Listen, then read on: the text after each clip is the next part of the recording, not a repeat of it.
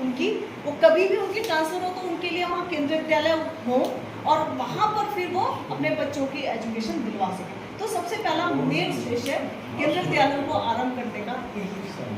दोस्तों नमस्कार, आप देख रहे हैं पॉलिटिकल स्टंट न्यूज़ के साथ सिटी 71 और इस समय मौजूद है बिलासपुर कपाल मोचन पे। और यहाँ पे आप मेरे पीछे देख सकते हैं केंद्रीय विद्यालय बिलासपुर में। और यहाँ पे आज राष्ट्रीय शिक्षा नीति 2020 की तीसरी वर्षगांठ पर एक प्रेस कॉन्फ्रेंस की गई है और हम आपको अंदर लेके चलते हैं और आपको दिखाएंगे कि प्रेस कॉन्फ्रेंस में क्या क्या बातचीत हुई। और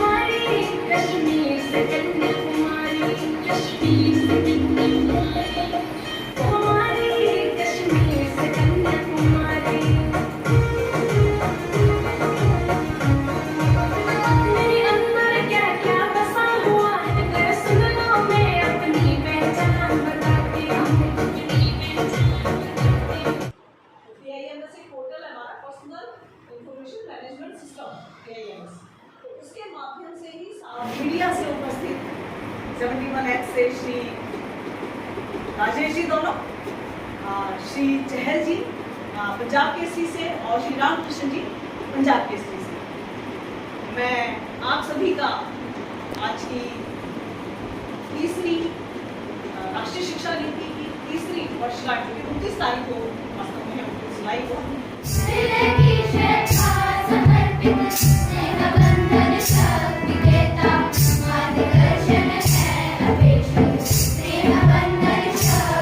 जो राष्ट्रीय शिक्षा नीति में क्या प्रमुख बातें हैं उसके बारे में सबको जागरूक किया जा सके, और दूसरा ये कि क्या क्या चीज़ें हम लोग कर रहे हैं ऑलरेडी उसके बारे में बताया जा सके। केंद्रीय विद्यालय संगठन क्या क्या इस दिशा में आगे बढ़ रहा है। तो जैसे केंद्रीय विद्यालय संगठन अभी बात की कि जो आयु सीमा है, NEP ने कहा कि 6 साल एक बच्चे की आयु होनी चाहिए, क्योंकि जो बच्चे का डेवलपमेंट है वो 80% तक 6 साल तक हो जाता है। तो उससे पहले 3 साल के, इसीलिए बाल वाटिका का प्रस्ताव है नेशनल एजुकेशन पॉलिसी में।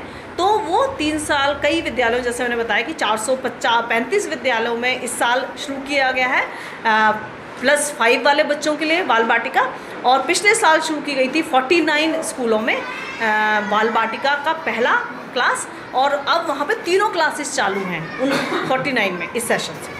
तो इस तरह से बाल वाटिका का कार्यक्रम चल रहा है। इसके अलावा जो हमारे यहाँ निष्ठा है, तो निष्ठा के द्वारा सभी टीचर्स को, इसके नई जो शिक्षा नीति है तो उसमें जो प्रशिक्षण है टीचर्स को वो दिया जा रहा है निष्ठा मॉड्यूल्स के थ्रू।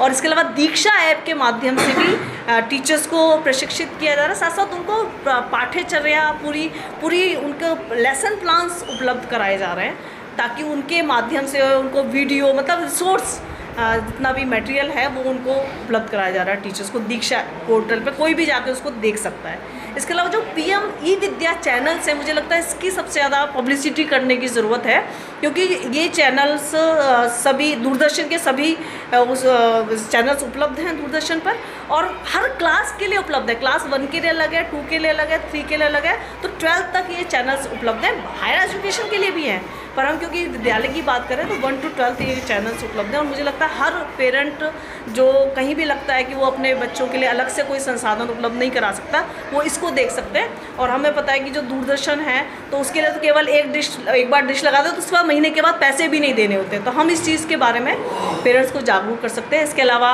विद्यांजलि एक पोर्टल चल रहा है जिसके थ्रू जो लोग जुड़ सकते हैं, और जहाँ रिसोर्सेज की, जिस रूप में भी रिसोर्सेज की आवश्यकता है वहाँ वो विद्यालयों में जाके रिसोर्सेज उपलब्ध करा सकते हैं। जैसे मान लीजिए कैरियर काउंसलिंग कर सकते हैं, या इसी तरह की चीज़ें की जा सकती हैं।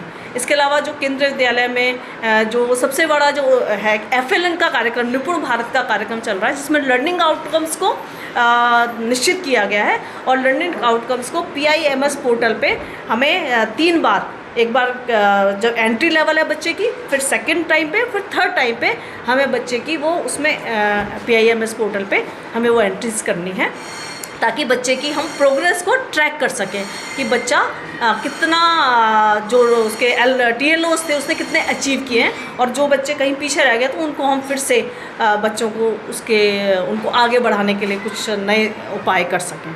तो इस तरह से ये हमारा, और इसके अलावा PM श्री विद्यालय भी खोले जा रहे हैं, जहाँ बहुत सारा इंफ्रास्ट्रक्चर, बहुत सारा वो दिया जा रहा है, धन अलॉट किया जा रहा है और उनको पूरी तरह से स्मार्ट स्कूलों में बदल दिया जाएगा। हर तरह के संसाधन वहाँ उपलब्ध कराए जाएंगे। और तीसरी बात, जो केंद्रीय विद्यालय हैं और जहाँ पे स्थायी भवन है, परमानेंट बिल्डिंग्स हैं, वहाँ पर सभी तरह की प्रयोगशालाएं, चारों computer labs, SUW room, art room, हर तरह के रूम्स और खेल के मैदान और हर तरह की सुविधाएं उपलब्ध हैं। स्मार्ट रूम्स वहाँ अवेलेबल हैं, वाईफाई, इंटरनेट, हर तरह की सुविधाएं सभी केंद्रीय विद्यालयों में जो परमानेंट बिल्डिंग में स्पेशली हैं उनमें उपलब्ध हैं। इसके अलावा अटल टिंकरिंग लैब 450 ऑलरेडी शुरू की जा चुकी है केंद्रीय विद्यालय में, जिसमें बच्चे इनोवेट कर सकते हैं। साइंटिफिक टेम्पर को बढ़ाने के लिए इसमें कार्य किया जा रहा है।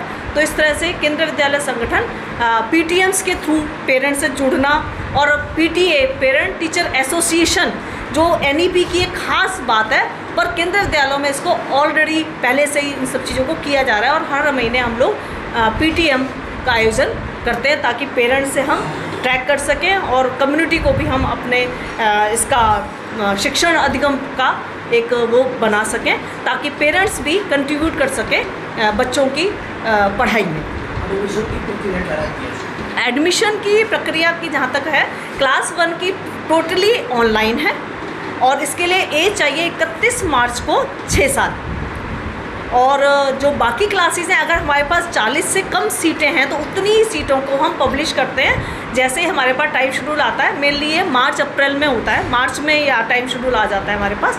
और जो ऑफलाइन जो होती है उसमें भी पूरा एक कमेटी बनती है, लॉटरी सिस्टम होता है और उसके माध्यम से पूरी की पूरी लिस्टें हम तैयार करते हैं। जितने बच्चों ने भी एनरोल किया है, मान लीजिए 200 ने एनरोल किया तो 200 की टोटल लिस्ट बनाएंगे हम लोग और फिर उसके माध्यम से जो भी हमारा क्राइटेरिया 5 कैटेगरीज हैं हमारी। कैटेगरी 1 जिसमें केंद्र सरकार के सभी वो आ जाते हैं कर्मचारी, सरकारी कर्मचारी, और फिर 2 में ऑटोनोमस बॉडीज़ आती हैं जैसे नेशनल बैंक्स वगैरह, और 3rd में हमारे स्टेट गवर्नमेंट के सरकारी कर्मचारी आ जाते हैं, और 4th में स्टेट गवर्नमेंट के ऑटोनोमस बॉडीज़ जैसे बिजली विभाग वगैरह वो आते हैं। और बाकी में जो सीटें बचती हैं वो कैटेगरी 5 को चली जाती हैं। और कैटेगरी 5 में कुछ जो कोटे वाले हैं वो लोग भी इसमें कैटेगरी 5 के माध्यम से आ जाते हैं जहाँ जहाँ सीटें कोटे की उपलब्ध होती हैं। Thank you.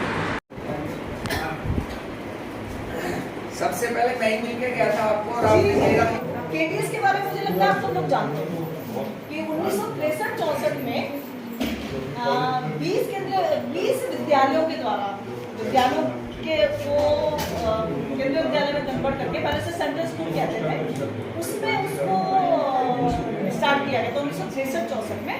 और आपको जान के जो कि जब KD1 अम्बाला है वो 20 सबसे पुराने विद्यालयों में से एक है और वो विद्यालय चुने गए थे जहाँ सबसे ज़्यादा जो सैनिक हैं वो हैं, क्योंकि सबसे पहले जो उसका उद्देश्य था कि सैनिक हैं कभी भी आते जाते हैं, उनकी ट्रांसफ़र कभी भी हो जाती है, तो उनके बच्चों की एजुकेशन कैसे हो, तो उस एजुकेशन आवाज़ गति से चले उनकी, वो कभी भी उनकी ट्रांसफ़र हो तो उनके लिए वहाँ केंद्रीय विद्यालय हो और वहाँ पर फिर वो अपने बच्चों की एजुकेशन दिलवा सकें। तो सबसे पहला मेन उद्देश्य केंद्रीय विद्यालयों को